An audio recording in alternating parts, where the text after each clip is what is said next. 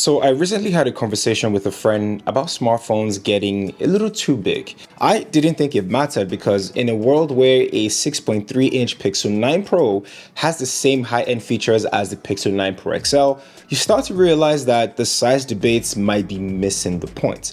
But then I also realized that maybe the reason my friend is having this debate with me in the first place is because not every brand has adopted this model of creating a small version of their most high-end device.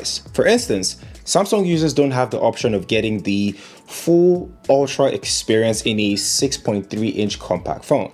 So I got very curious and I asked myself, is the Pixel 9 Pro the sweet spot, or do brands that haven't adopted this model know something that we don't know?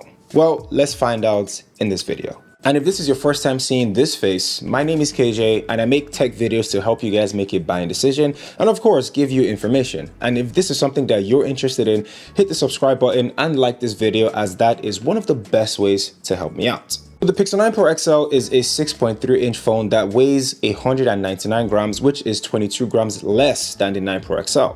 So it is significantly smaller and more compact than the Pixel 9 Pro XL and most other high-end flagship devices. But normally, when you see a small phone with a bigger variation, you expect to see some features cut out. And the 9 Pro does have a feature cut, if we can call it that. Its battery life capacity is about 4,700 mAh, which is slightly less than the 5,000 on the Pixel 9 Pro XL. It also charges a bit slower with a charging speed that goes from 0 to 55% in 30 minutes. But apart from that, I'm struggling to see what separates this phone from high-end premium flagship phones. For instance, it uses Gorilla Glass Victus 2, which is one of the toughest display protections right now.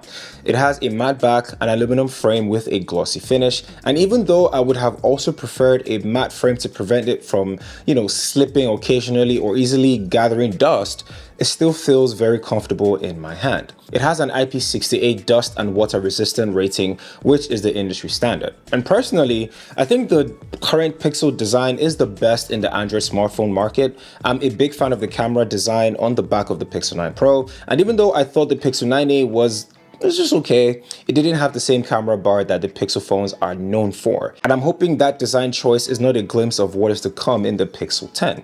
I also like the way the Google sign is placed on the back of the Pixel phones. It's subtle and perfectly positioned. Now on the display end is the same thing. The Pixel 9 Pro goes toe-to-toe with the best displays in the smartphone industry. It has an OLED panel with HDR10 Plus support, an always-on display, and a peak brightness of 3000 nits. The display is vibrant enough with near QHD resolution, and with 120Hz refresh rates, it's pretty smooth and responsive. It also has LTPO tech, which saves your battery life by dynamically adjusting the refresh rate based on the content of your screen.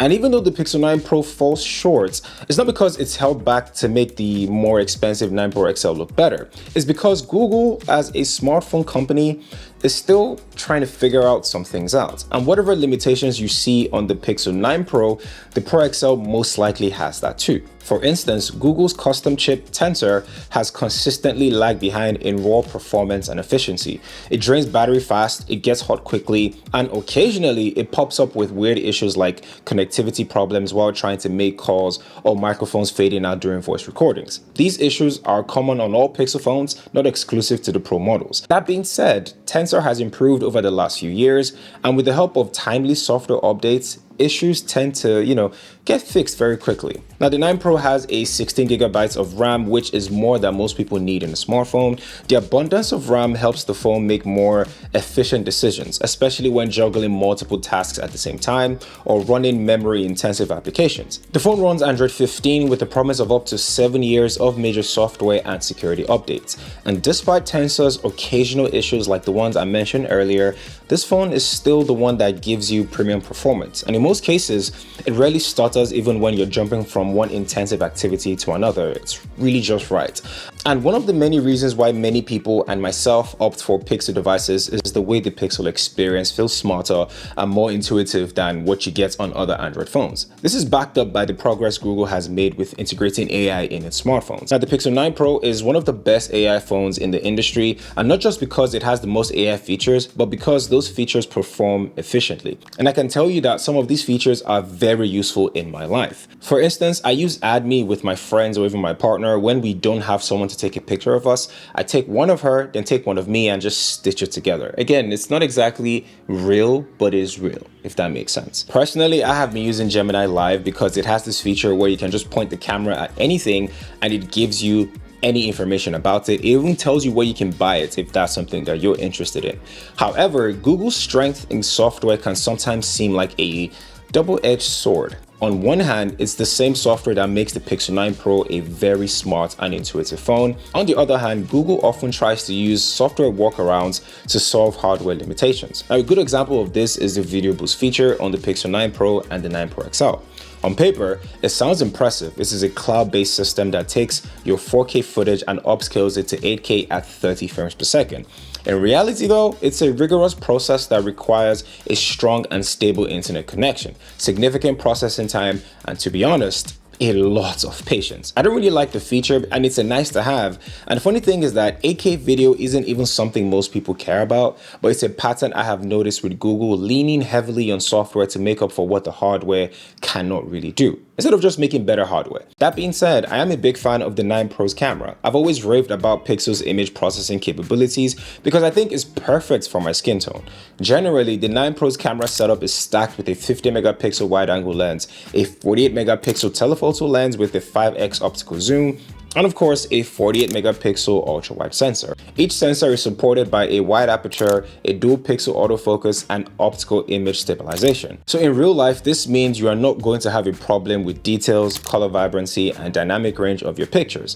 The front camera has a 42 megapixel sensor with face detection autofocus and a 2.2 aperture. Now, the amount of details the front camera captures is not really the best out there, but the image processing software kind of makes up for that limitation. And like I said earlier, there is a reliance on using software to make up for hardware limitations, like Video Boost to address the lack of 8K video recording.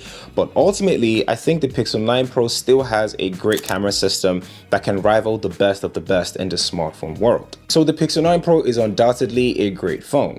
You are basically getting a smartphone with all the premium features you want in a small and compact form, and you get to pay less for it. The 9 Pro costs about $999 USD, which is $100 less than the Pixel 9 Pro XL and $300 less than the Galaxy S25 Ultra. The only difference between the Pixel 9 and the 9 Pro XL is 360 million pounds of battery. If you think the Pixel 9 Pro XL can go toe-to-toe with the best of Samsung and OnePlus in the world, then you have to put the 9 Pro on that same level. And quite frankly, I don't know why other brands are not following this strategy. But let me know your thoughts down below. Would you get the Pixel 9 Pro or would you get the 9 Pro XL? Or should other companies like Samsung follow this strategy?